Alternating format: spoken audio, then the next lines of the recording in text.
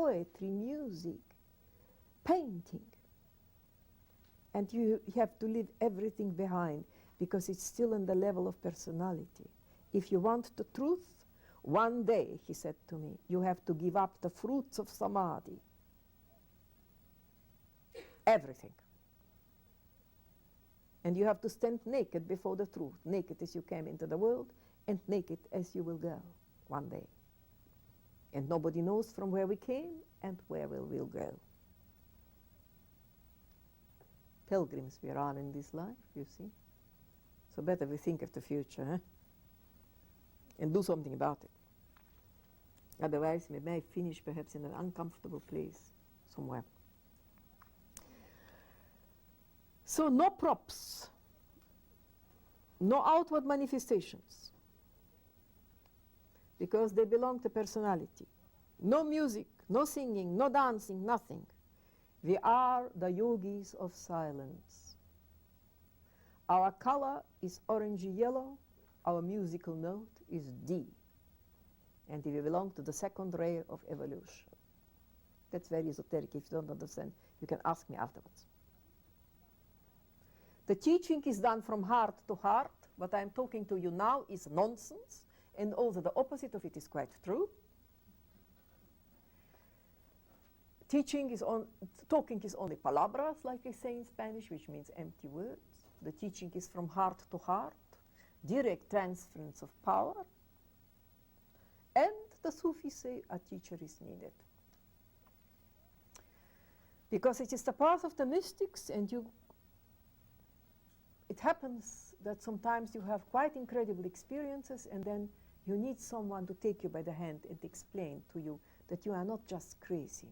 It's a perfectly natural, normal, mystical experience. But they are of such magnitude that one thinks that sometimes the mind says, well, it's crazy. It cannot happen to me. It's not. And we are called idiots, the idiots of God, his own personal idiots. The lover are idiots. The world says the lover is stupid. The lover is an idiot because he always thinks the beloved is the best. Well, we are lovers of God. And we are constantly drunk because we drink from the wine from the eyes of the beloved.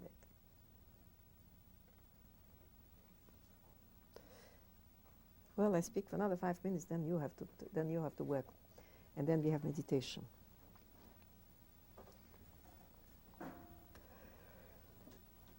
But the teacher, you can call him guru if you prefer, is always a pointer to the real guru within. You see, one needs a teacher. Have you ever seen a child who never needed the help of his parents in every way? If you go to unknown country, to the forest or the desert, you need a guide, otherwise you will be lost. That's the Sufi idea. But the outer guru or teacher will always point to the inner guru. We are so much covered with so many conditionings, like onion skins. If we uncondition ourselves, the light will shine. We don't need a guru. And we need one, and how?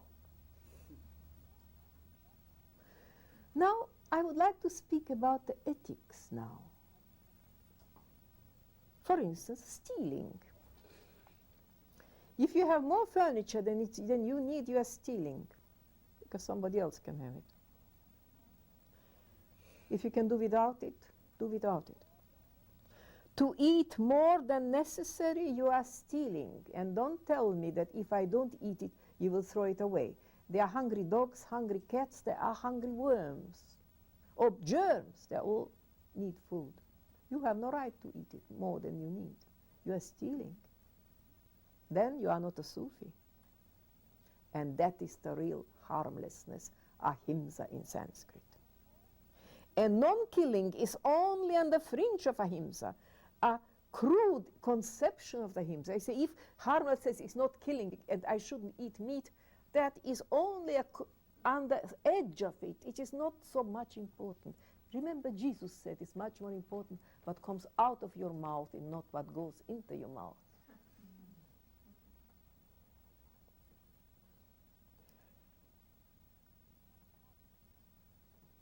So harmlessness is to give the other cheek.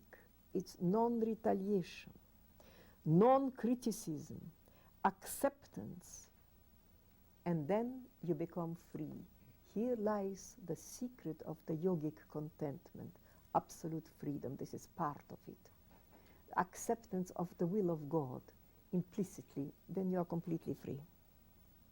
And you mustn't criticize others, because to criticize others, you limit yourself, you harm yourself, and then, of course, you can't progress on the spiritual path. So Sufi has no desire.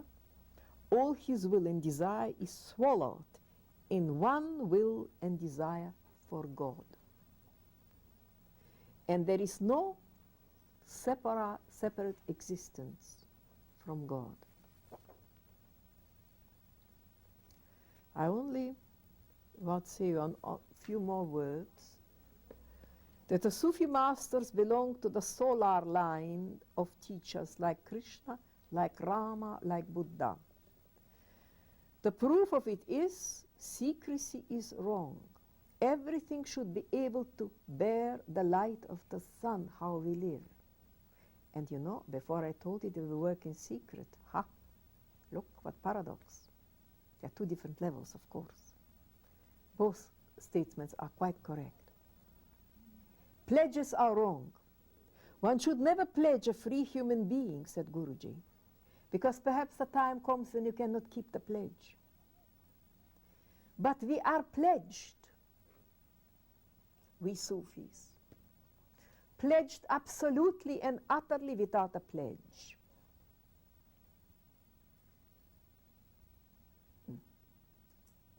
You see, there is a secret in that. Spiritual life is a question of speed,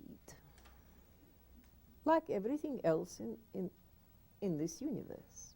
Everything is vibration, everything is movement, everything is speed, more or less.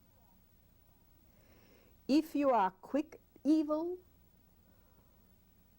is ignorance. Ignorance is denseness. If you are quicker than ignorance and denseness, you cannot do evil anymore. So in a way, it is a pledge without pledge. Now this is I get now into. I'm touching now the science, the question of speed. You see, the law of the universe is the same. As above, so below, as below is above.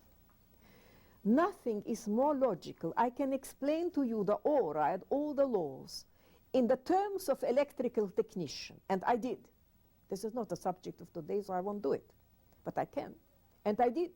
And it was where the audience was composed mostly of electrical technicians. It was in one polytechnic in one of the university town in England.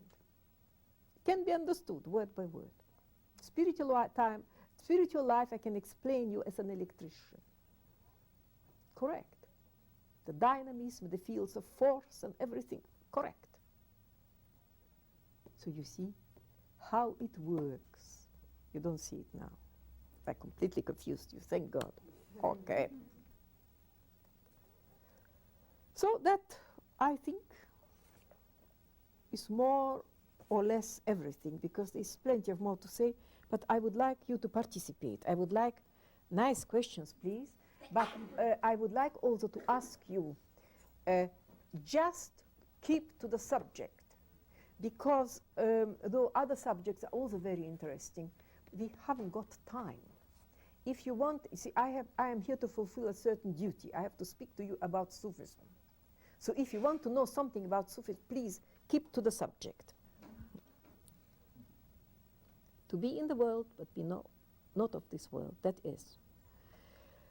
To live the life of the ordinary householder, marry, have children, go to the office, and experience everything we all experience, the troubles and tribulations of life, the mortgage and the bank manager being rude to us when we are not when we are without money, or having too much money and not feeling guilty about it, and so on and so forth. But practicing such detachment that we really are not of this world. Here comes the great yogic detachment. And the king in his palace can be much more detached can be less attached to his palace and to his comforts and whatever it may be, can be less detached than the poor man to his pots and pans in the kitchen. This is true. So you are in this world. Apparently, you live the world you live the life of an ordinary human being. And mind you, I do not believe in the ordinary of anything. It doesn't exist. I use the word ordinary in the sense not interested in spiritual life. For us, this perhaps is ordinary. You live this life, but inwardly, the chemical substance is different. That's what I meant. Thank you. Now there's somebody else who, yeah? I'd like to talk a little bit about the ego and what has to happen for it to surrender. Because when I sit here listening to you say, become a lover of God, to become nothing and you have everything, well, I say, that's a good deal. You know, I want to go for that. Marvelous. But the ego seems like it needs something to really believe that would be true. And I'm just wondering, what does the ego need to surrender? Well, you just get rid of the ego, then you get surrendered. Well, The need of the ego are not important. We are full of it. Have, die, I. That has to go. And that my teacher, if you read my book, might by Jove what he did to me. Rubbing the nose in the dust. And it is actually the analysis, psychological analysis, psychology done with yogic powers. And my book, as I mentioned already before, was written in the Jungian sense. But it was abridged to such a degree that it doesn't show. They left all the dreams out, all the psychological situations of repetition, where each repetition triggers off, triggers off, thank you, another psychological situation. Now I hope, I was promised by a publisher that now my book will come out in complete edition, that is 800 pages instead of 210, I think. So there will be included all the Himalayan experiences, all the synchronicity situations which happened in the Himalayas, all the everything. And I wrote it entirely from the Jungian point of view. I don't like, pardon? Well, I was promised, but you see what publishers are, I do not know. I hope they didn't hear me.